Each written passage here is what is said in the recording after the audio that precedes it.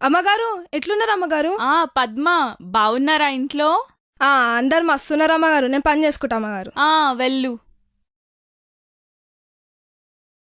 ఓ అమ్మగారు, పద్మ, మా వాళ్ళు టైంకి సరిగా తింటున్నారా? వీళ్ళ అమ్మగారు ఆ పిగ్గి ఆపు ఇంకేమేమో ఉన్నాయి కదా. పద్మ, నువ్వు బోనస్ కావాలన్నావు కదా, నెక్స్ట్ మంత్ తీసుకో. ఓకే? అంటే అమ్మగారు అట్లాంటి ఏం లేవండి. వీళ్ళు కిచెన్ లో మంచిగా వండుకుంటారు, తింటారు. ఇంత మిగిలితే నాకు కూడా ఇస్తారండి. నేను ఇంటికి కూడా తీసుకుపోతానండి. మంచి పిల్లలమ్మ, మంచి వాళ్ళు. ఇంత పెద్ద ఇంట్లో వీళ్ళు ఎట్లుంటున్నారో ఏంటో, నాకు ఒక్కదానికి ఉండడానికి కూడా భయం పద్మ. పాపం వీళ్ళిద్దరు ఎట్లుంటున్నారో ఏందో. వీళ్ళ అమ్మగారు ఇంటి నిండా మందితో. మా పద్మ, మీ వారికి ఏదో జాబ్ కావాలన్నావుగా, మేమిద్దరం చూసాము. రేపు వెళ్ళి జాయిన్ చేపించేసి, ఓకేనా?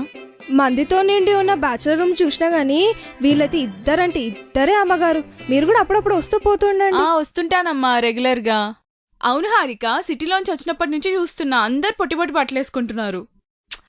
అది మమ్మీ. వీళ్ళేం తక్కువ తినరా అమ్మగారు? వీళ్ళు వీళ్ళు ఇక్కడ ఇక్కడ ఇక్కడ దాకా. పద్మ, నీకు బట్టలు కావాలన్నావుగా, మీ పిల్లలకి తీసి పెట్టాను, తీసుకొని వెళ్ళు.